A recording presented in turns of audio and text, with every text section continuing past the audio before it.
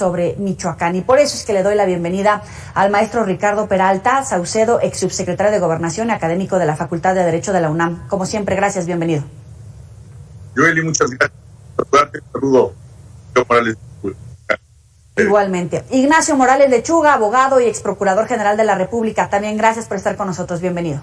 Gracias, Joely. Con mucho gusto. Muy buenas noches. ¿De qué estamos hablando? Es el primer civil muerto por una mina explosiva en Michoacán. Ya la semana pasada se había registrado un par, pero esos eran efectivos del ejército. ¿Qué está pasando en Michoacán? Que vemos este incremento en los índices de violencia, la peligrosidad, la manera en la que comienzan a detentar el poder varios grupos criminales, que se ha reforzado la seguridad con ejército, con Guardia Nacional. ¿Qué está pasando en Michoacán, Ricardo?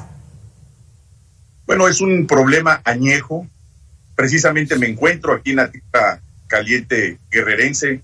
Nos divide una frontera a menos de media hora de la tierra caliente michoacana. Yo conozco muy bien esta región.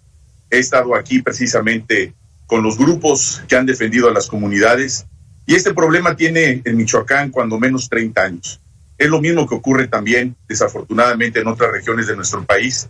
Y ha sido precisamente el abandono de muchas regiones donde se ha priorizado otro tipo de actividades y no la educación y no el impulso económico, y por supuesto se han marginado a millones de mexicanos, que además, como todos lo sabemos, ha sido un lugar que ha enviado a millones de mexicanos al extranjero, precisamente también por la ausencia de trabajo. Y estamos hablando desde hace más de 30 años que esto ha ocurrido aquí en nuestro país. Sin embargo, ahora, con esto que está sucediendo, pues habla también de una ausencia absoluta de una operación por parte de la conciliación que debe de existir, del diálogo y de la política que se debe de implementar de inmediato para tratar de contener estos actos de violencia. La violencia nunca va a ser justificable, es precisamente esa omisión de los gobiernos anteriores y que ahora, pues en estos primeros 3 años de gobierno, se ha recrudecido sin duda también por el descontrol que ha habido por parte de los grupos de delincuencia organizada que van de un lado a otro del territorio nacional buscando proteger el trasiego de la droga que comúnmente va hacia los Estados Unidos. Este es un problema, desafortunadamente, de lucha del control de las redes de narcotráfico que van hacia los Estados Unidos, y ese control de las drogas, ese control de las rutas de narcotráfico, esa pelea por los territorios para exportar primordialmente productos del narcotráfico que vienen del extranjero, de Sudamérica, y algunos que son producidos en territorio nacional, pero que son los menos.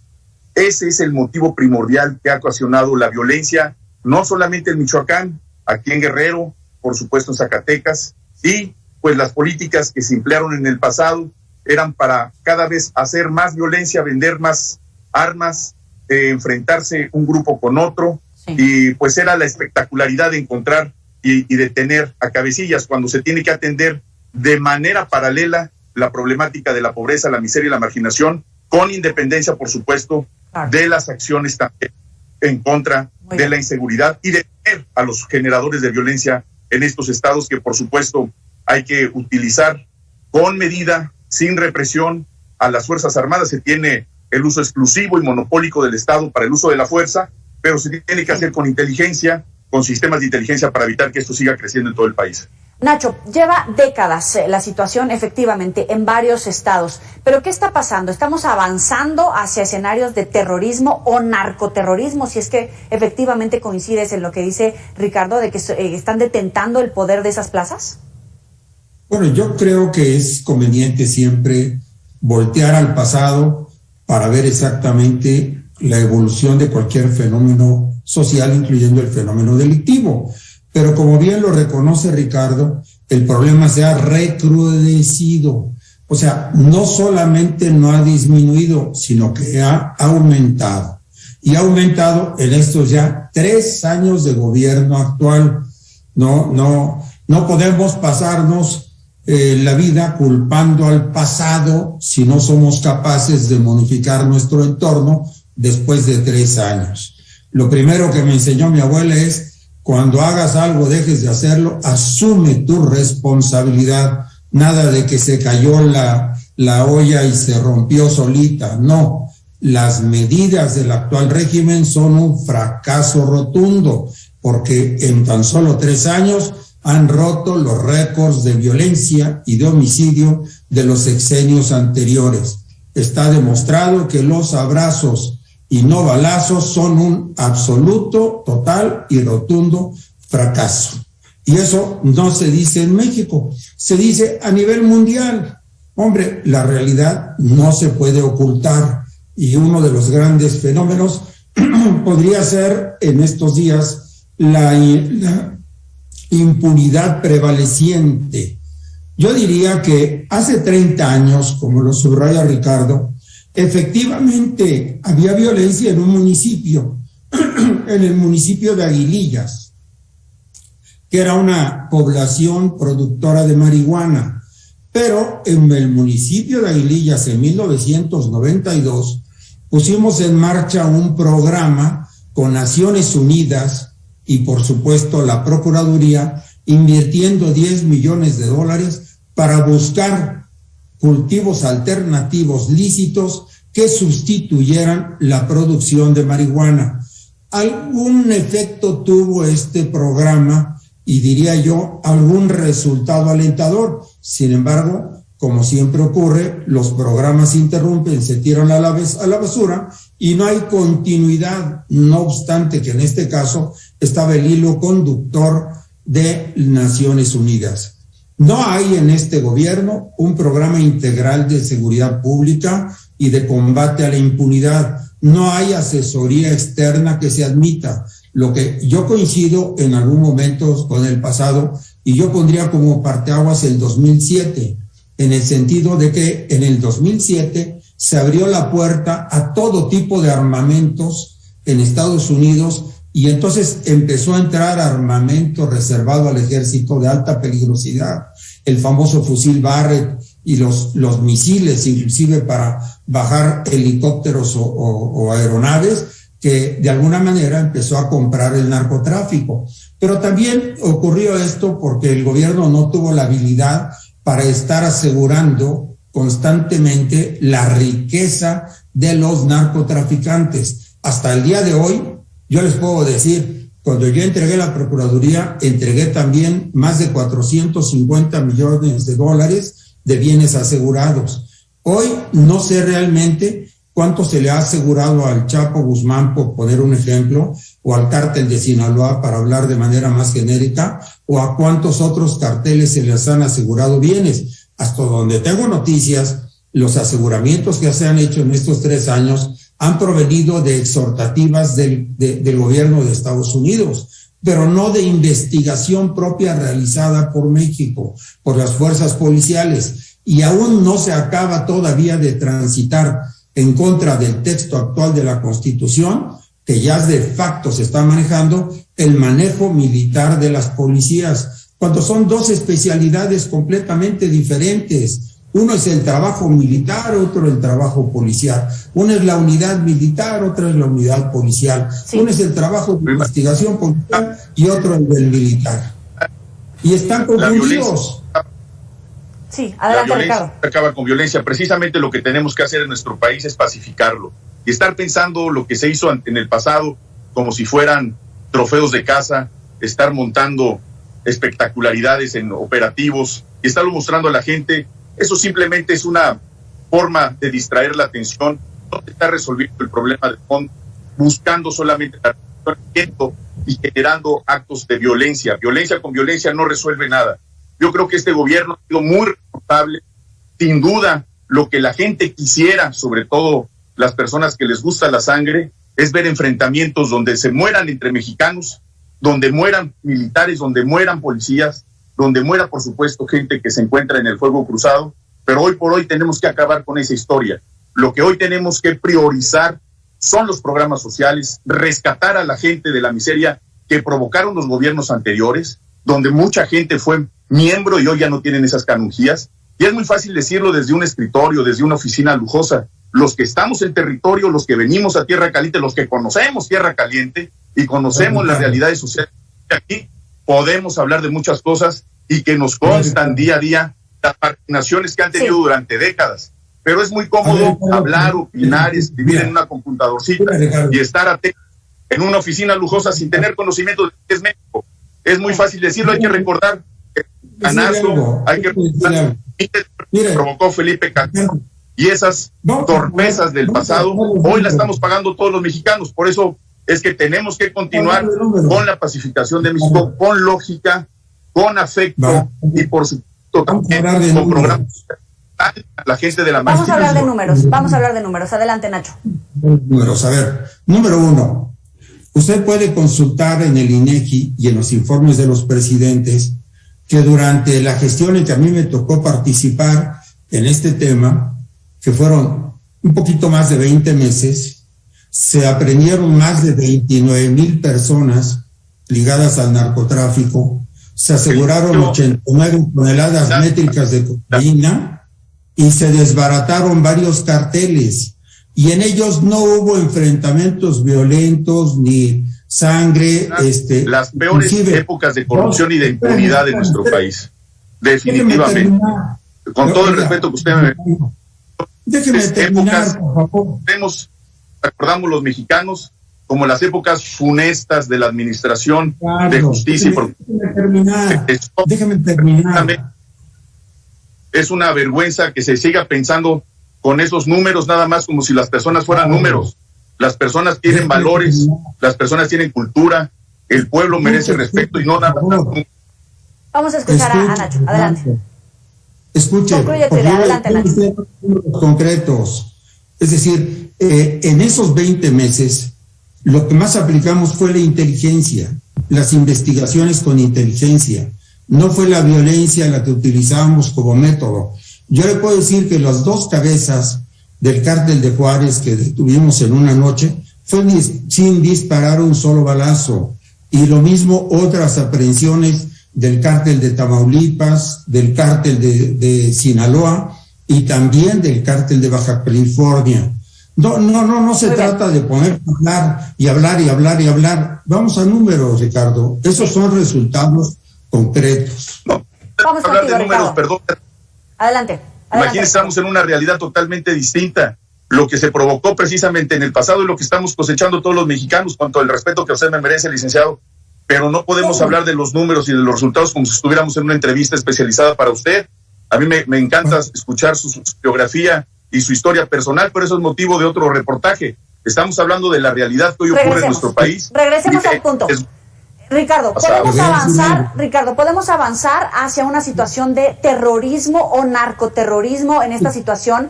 Acaba de fallecer una persona por un explosivo a través de una mina en Michoacán. No lo habíamos visto.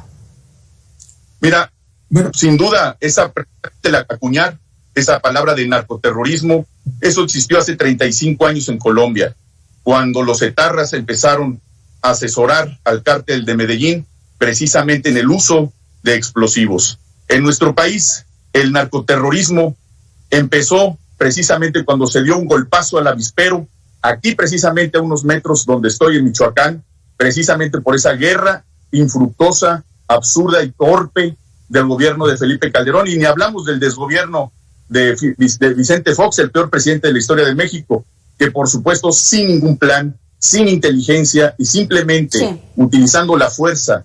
¿Qué fue lo que creó? Más violencia. En este momento lo que está sucediendo es el resultado de todos esos años de desgobierno en nuestro país, donde se ha olvidado a la clase más necesitada y que hoy se está atendiendo. Hoy es constitucional los derechos sociales para todas las personas de nuestro país, para adultos mayores, para los jóvenes, para los estudiantes, y obviamente se critica eso porque jamás lo hicieron, jamás fue una prioridad. Por el contrario. Permítame interrumpirte, Ricardo. Nacho, entonces ya estamos...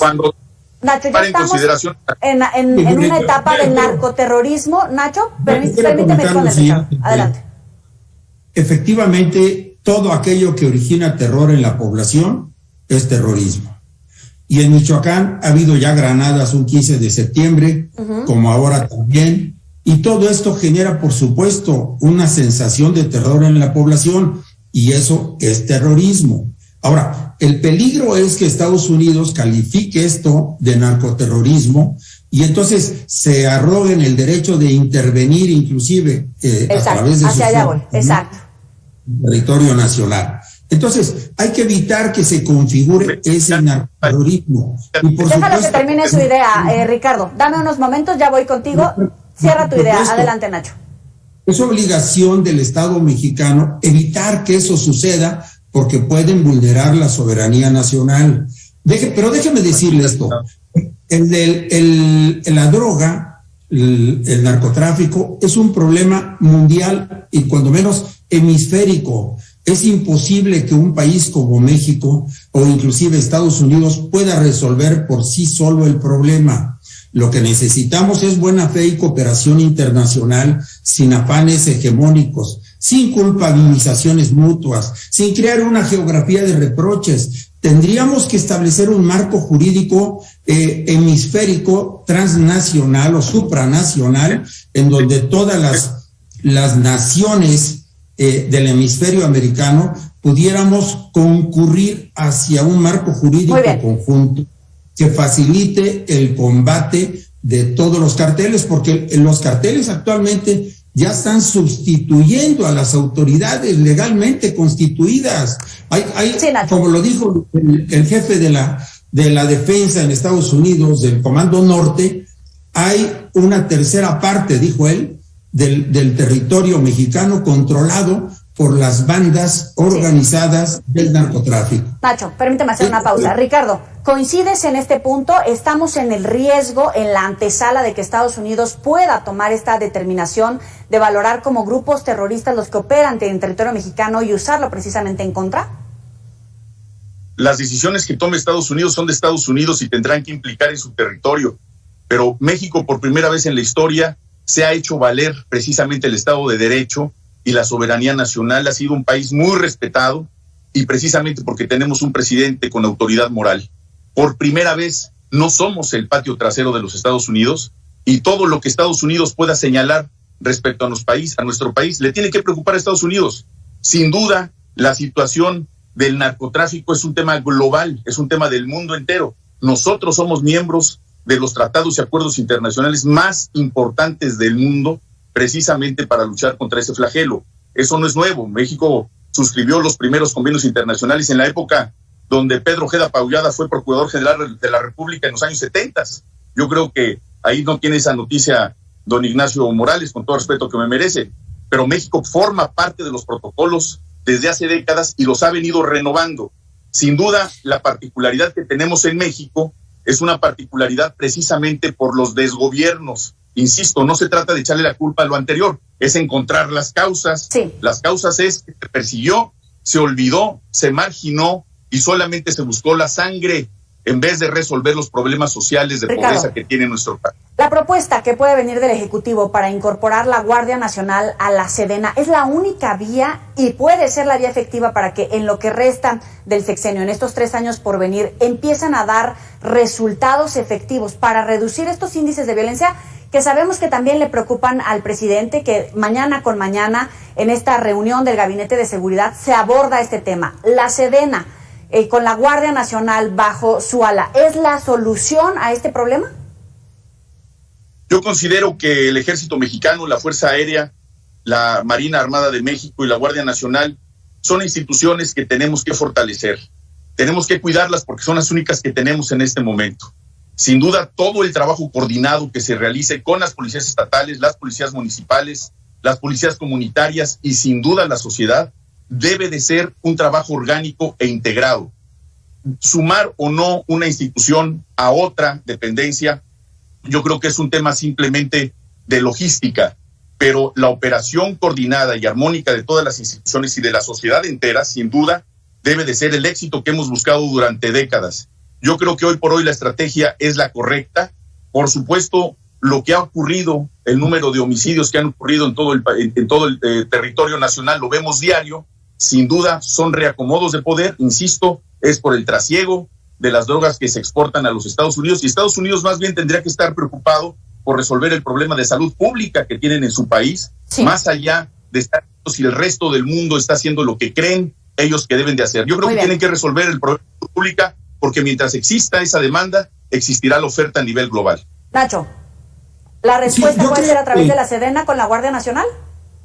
Yo de ninguna manera estoy de acuerdo, me parece que son tareas completamente diferentes. Es como pretender que un dentista se encargue de hacer operaciones de cirugía vascular o de cirugía del cerebro. Son tareas completamente diferentes, ambas instituciones son respetables, son responsables, pero no se puede encargarle la tarea de albañilería a un carpintero o un carpintero y viceversa. Realmente lo que tenemos que hacer es que sí se estructure una articulación, se estructure una organización, pero absorber todo por parte del ejército me parece que no es la solución correcta. Es una solución simplista en la que hasta ahora, porque ya de facto está mandando esto, desde que empezó este gobierno, está mandando el ejército, lo único que falta es mover la Constitución, circunstancia en la cual el gobierno no ha sido lo suficientemente explícito, pero desde siempre ha estado mandando el ejército y el resultado no se ha visto. No veo por qué vaya a cambiar con el hecho de cambiar la Constitución y hacer constitucional lo que de facto ya se está haciendo. A mí me parece que va a ser un error, pero al tiempo lo veremos. Bueno, esto es en cuanto al tema de seguridad. Les había puesto otro tema sobre la mesa, los había invitado a platicar sobre si hay o no conflicto de interés. Hoy el propio presidente da esta información respecto a que su hijo trabajaría con los hijos de Daniel Chávez. ¿Hay o no hay conflicto de interés, Ricardo? Yo creo que la actividad que realicen cualquier persona que tiene mayoría de edad, con independencia del parentesco que pueda o no tener con cualquier persona del gobierno, es absolutamente responsabilidad de sus hechos, de sus actos. Yo en este caso no considero que exista ningún conflicto de interés. Precisamente lo que José Ramón López Beltrán ha estado expresando desde redes sociales desde el día de ayer es que precisamente vienen estas manifestaciones por parte incluso de su señora esposa y de él mismo, donde se hace una explicación muy lógica, muy real, donde no tiene absolutamente nada que ver con lo que le han querido simular y lo que han querido implantar como si fueran hechos de corrupción. Yo estoy convencido porque además conozco la trayectoria de lucha de su padre y por supuesto la trayectoria de ellos mismos también como hijos de un luchador social, el último y el único que ha sido en este caso presidente de México. Y digo el último porque ojalá se repitiera en muy poco tiempo que un luchador social que se ha preocupado por nuestro país como él pudiera ser presidente o presidenta de México en poco tiempo. Sin duda, yo creo que lo que se le está imputando es parte de la guerra política, yo diría politiquería, que no tiene un nivel, por supuesto, de lo que esperaríamos los mexicanos. Nosotros estaríamos escuchando por parte de la muy disminuida oposición propuestas, argumentos y no actos espectaculares de revista de comedia como se está expresando y se ha venido expresando, y por supuesto con calumnias, con difamaciones, que lo único que han hecho es enturbiar el ambiente político de México en vez de estar sentados haciendo propuestas para resolver la enorme marginación que han dejado al país. Nacho, ¿hay conflicto o no hay conflicto de interés? Yo sí encuentro conflicto, por supuesto, como se apareció en el caso de la Casa Blanca, porque la señora Peña tampoco ocupaba o desempeñaba un cargo como no lo desempeña José Ramón. Sin embargo, la idea de todos era que los contratos obtenidos por IGA obedecían precisamente en gran medida a la cercanía, proximidad y a las prebendas que de algún modo se manifestaban o se expresaban con la Casa Blanca. Aquí también hubo 3 contratos que se ampliaron, se prorrogaron o se confirmaron en este sexenio de la empresa de la cual uno de los ejecutivos o directores prestó, rentó o dio en comodato o transmitió, no lo sé, a José Ramón. Pero al margen de eso, la explicación de José Ramón suena también extraña por varias razones.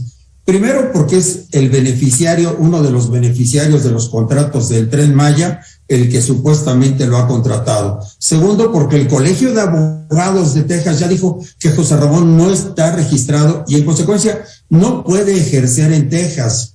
Tercero, porque la fórmula migratoria que tiene José Ramón tampoco lo faculta para ejercer sus servicios de abogado allá en Texas. Así que hay contradicciones por todos lados. Yo creo que más que dar explicaciones, los terceros que lo han señalado, quien debe en este caso, pero absolutamente no tiene nada que ver con un tema delincuencial, ni patrimonial, ni de conflicto de interés. Escuchamos a Nacho, termina su idea y ya te doy la palabra, Ricardo. Decía yo que en este caso, quien debe dar una suficiente explicación tendría que ser el gobierno, por supuesto, para que lo que dice Ricardo lo creamos todos, para que lo que dice el presidente lo creamos nosotros, porque el presidente tampoco lo ha desmentido. El presidente se ha concretado a señalar hechos de Carlos Loret Mola, e inclusive, a mi juicio, conculcando derechos humanos y garantías del propio Carlos Loret de Mola. Muy bien. Pero bueno, adelante, Ricardo, adelante. Bueno, recordemos lo que significa la guerra blanda, este proceso teórico que se ha empleado precisamente para golpear a los gobiernos, donde se organizan precisamente no solamente algunos voceros, algunos medios de comunicación, periodistas corruptos, personas que hacen lo necesario para desvirtuar todo lo que un gobierno esté realizando, sobre todo cuando se trata de ayudar a la gente más humilde, a la gente más marginada, a los jóvenes, a los adultos mayores, a los discapacitados. Son temas que no estaban acostumbrados a ver en nuestro país porque ellos tenían otros intereses. Van a realizar cualquier actividad que sea necesaria para demeritar las acciones del gobierno actual. Es la guerra blanda. Ahí está la teoría. Para aquellos que no lo conocen, los invito a que busquen lo que implica la teoría de la guerra blanda. Con independencia de las opiniones que existan por parte del licenciado Morales Lechuga, yo considero que particularmente en este caso no hay absolutamente ni un conflicto de interés.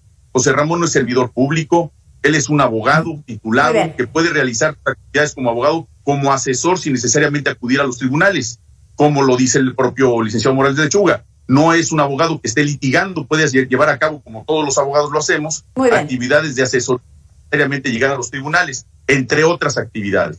La idea, el espíritu de Mega Noticias en esta mesa es precisamente contrastar estas opiniones tan diversas que no necesariamente venimos a coincidir, pero sí a escuchar al otro, a entendernos, a podernos manifestar sin que pase a mayores. Espero que coincidan en algo y si no, pues en esta se las quedo a deber. ¿Están satisfechos con los resultados del Super Bowl, Ricardo? Claro, yo estoy satisfecho. Bueno, por lo menos hay una coincidencia. Coincidimos en algo. Los dos somos mexicanos, los dos nos respetamos, los dos trabajamos, los dos pensamos y nos preocupamos por el país. Y qué bueno que tenemos la oportunidad de dialogar y de platicar a través de tu programa excelente, Joely. Muchas gracias. Gusto saludarte, Ricardo. Yo no coincido con ustedes en los resultados del Super Bowl, pero es lo que hay. Muchísimas gracias. Gracias, hasta pronto. Gracias, Ricardo Peralta, Ignacio Morales. Gracias a ustedes. Vamos a hacer una breve pausa antes de los deportes.